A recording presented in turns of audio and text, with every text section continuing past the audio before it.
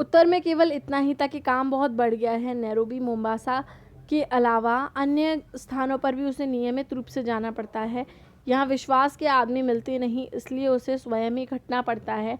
यहाँ की आबो हवा, बच्चों की पढ़ाई, अनेक प्रश्न थे। अज्जू जब तक अपनी पढ़ाई पूरी नहीं कर लेता तब तक कुछ नहीं हो सकता। समय निकाल कर कभी वह स्वयं घर आने का प्रयास करेगा। बच्चों की बहुत याद आती है, घर की बहुत याद आती है, लेकिन विवशता है, क्या किया जाए। अंत में वह दिन भी आ पहुंचा जब अज्जू ने अपनी पढ़ाई पूरी कर ली, कहीं अच्छी नौकरी की तलाश शुरू की।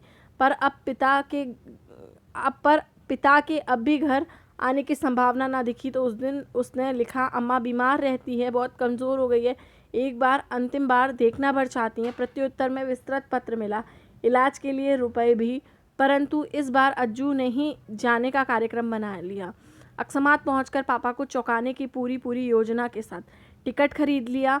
पासपोर्ट, वीज़ा भी सब देखते देखते बन गया और एक दिन दिल्ली से वह विमान से रवाना भी हो गया।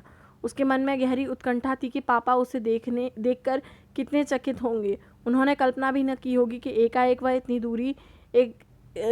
इतनी दूर एक दूसरे देश में इतनी आसानी से आ गया। उनकी निगाहों में तो अभी वह उतना छोटा होगा जब वह निक्कर पहनकर आंगन में गुल्ली डंडा खेलता था।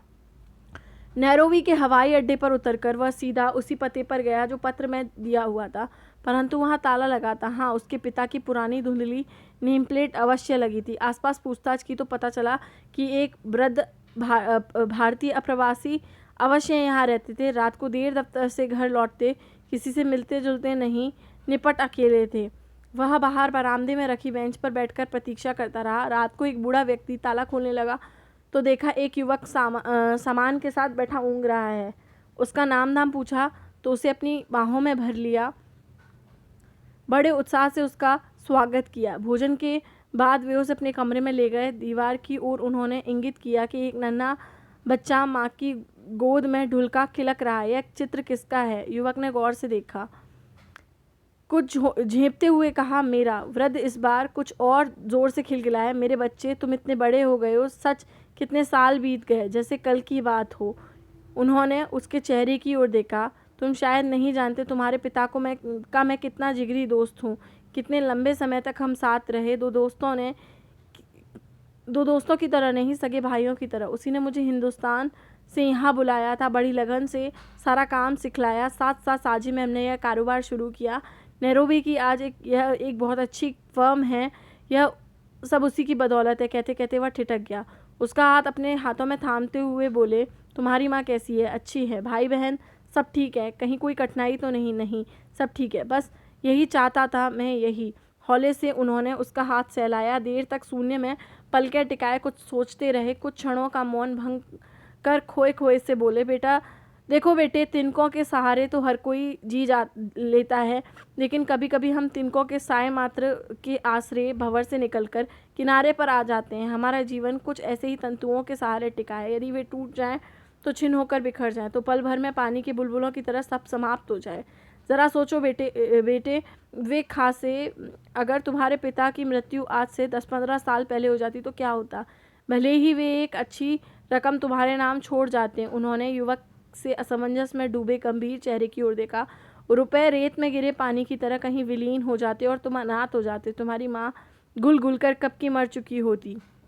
तुम इतने हौसले से पढ़ नहीं पाते, जहाँ तुम आज हो वहाँ तक नहीं पहुँच पाते। निराशा की, हताशा की, असुरक्षा की इतनी गहरी खाई में होते कि वहाँ से अंधेरे के अलावा और कुछ न दिखता तुमको। उन्होंने अपने सूखे होठों को जीभ की नोक से भिगोया। हम दुर्बल होते हुए, असहाय, अकेले होते हुए भी कितने कितने बीहड़ वनों को पार कर जाते हैं, सहारे की एक अदृश्य डोर के सहारे। उनका गला भर आया। तुम्हारे पिताजी तो तभी गुजर गए थे अपने सांझे कारोबार से। उन्हीं के हिस्से के पैसे तुम्हें नियमित रूप से भेजता हूँ। कितने वर्षों से मैं इसी दिन का इंतज़ार कर रहा था। अब तुम बड़े हो गए हो, अपने इस कारोबार में मेरा हाथ बटाओ।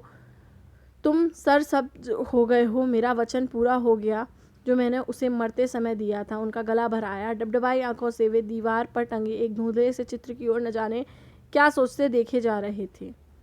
तो ये एक बहुत ही प्यारी कहानी हमने पढ़ी, साए।